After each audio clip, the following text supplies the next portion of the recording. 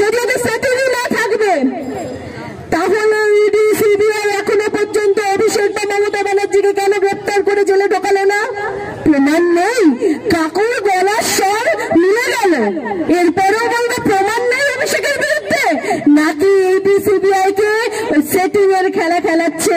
তাই আপনার ওখানে কেজরিওয়ালকে অ্যারেস্ট করতে পারে, অথচ আমার রাজ্যে এখনো দাঁড়িয়ে অভিষেক বা মমতা ব্যানার্জি গ্রেপ্তার করতে পারে না বিজেপি।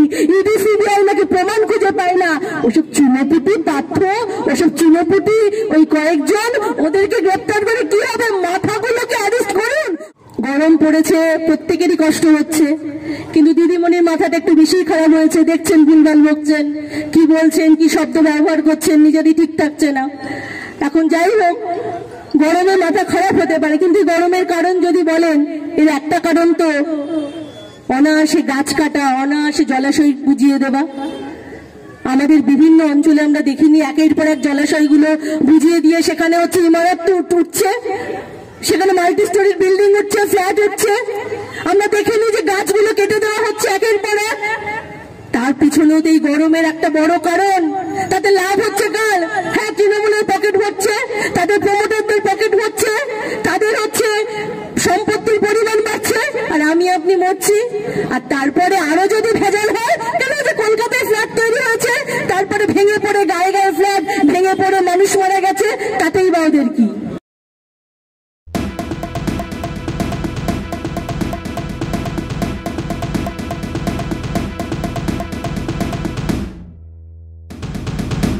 আপনাকে ভাবতে হবে তৃণমূল আর বিজেপি এরা নীতিতে এক, দুর্নীতিতে এক। আমি প্রথমেই বলেছি, ওই ইলেকট্রাল বন্ডের মাধ্যমে প্রথম যে টাকা নেওয়ার প্রথম রয়েছে বিজেপি, দ্বিতীয় রয়েছে তৃণমূল। আর আমাদের রাজ্যে দুর্নীতিতে সে তো সেরা, ছেড়ে দিন। অন্য রাজ্যে গিয়ে আমরা মুখ দেখাতে পারি না। অন্য রাজ্যে যখন যাই, যখন আমাদের প্রশ্ন করা হয় কোথা থেকে এসছি, যখন আমরা বলি আমরা পশ্চিমবাংলার থেকে এসছি, ওয়েস্ট বেঙ্গল থেকে এসছি, আগে যখন যেতাম তখন তারা নমস্কার করে বলতো কমরেড জ্যোতি বসুর জায়গা থেকে এসছেন, কমরেড জ্যোতি বসু স্টেট থেকে এসছেন, কমরেড বুদ্ধদেব ভট্টাচার্য স্টেট থেকে এসছেন। আর এখন বলেন ও আপনি মমতা ব্যানার্জি ওই চোরের রাজত্ব থেকে এসছেন। লজ্জায় মাথাটা নিচু হয়ে যায় এখন, বিশ্বাস করুন। এখন গরম পড়েছে, আমরা জানি গরম পড়েছে, প্রত্যেকেরই কষ্ট হচ্ছে, কিন্তু দিদিমণির মাথাটা একটু বেশি খারাপ হয়েছে। দেখছেন ভুলভাল বকছেন, কি বলছেন, কি শব্দ ব্যবহার করছেন, নিজেরই ঠিক থাকছে না।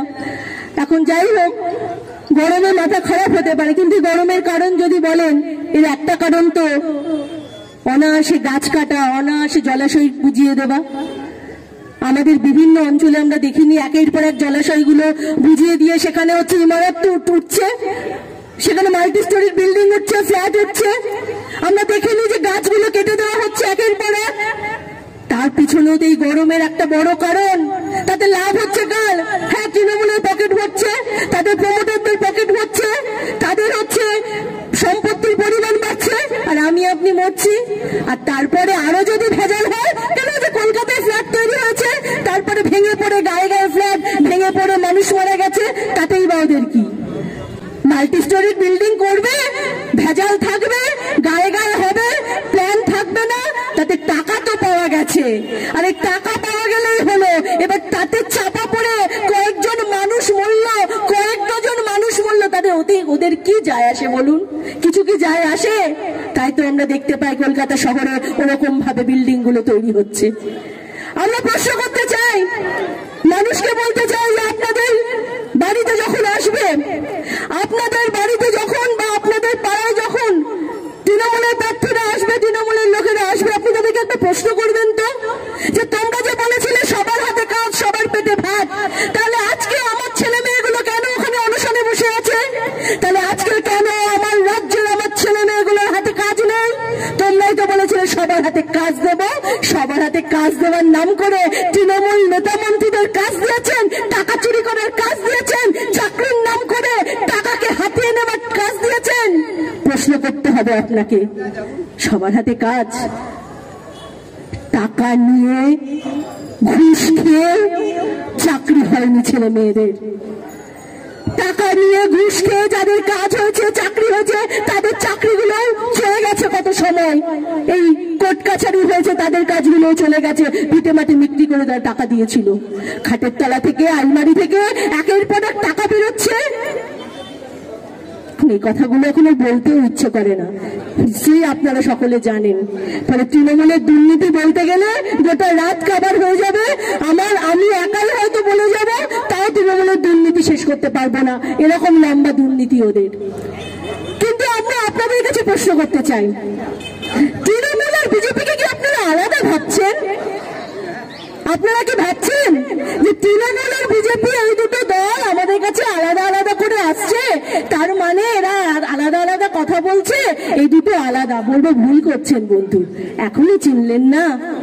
আপনি কি জানেন তৃণমূলের 7 জন প্রার্থী তারা হচ্ছে বিজেপিতে ছিল কিছুদিন আগেও, এবার লোকসভায় প্রার্থী হয়েছে।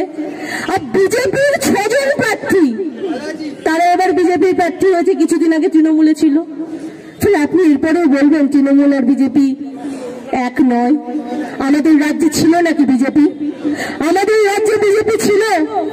আমাদের রাজ্যে বিজেপিকে টেনে নিয়ে লোককে মমতা ব্যানার্জি আসার পরেই আমাদের রাজ্যে আমরা দেখতে পেলাম যে বিজেপি হুড়ুর করে বাড়ছে। এবং এটা তো স্বাভাবিক, ঘাস থাকলে গরু আসবে, গরু এসেছে। কিন্তু গরু এসে ঘাসগুলো কিন্তু খায়নি, গরু এসে ঘাসকে বাড়তে সাহায্য করেছে আর ঘাস গরুকে থাকতে সাহায্য করেছে। এটাই হচ্ছে তৃণমূল বিজেপির সেটিং। না হলে বলুন তো, যদি ওদের সেটিংই না থাকবে তাহলে ইডি সিবিআই এখনো পর্যন্ত অভিষেক বা মমতা ব্যানার্জিকে কেন গ্রেপ্তার করে জেলে ঢোকালো না? প্রমাণ নেই, কাকুর গলার স্বর মিলে গেল, এরপরেও বলবে প্রমাণ নেই অভিষেকের বিরুদ্ধে?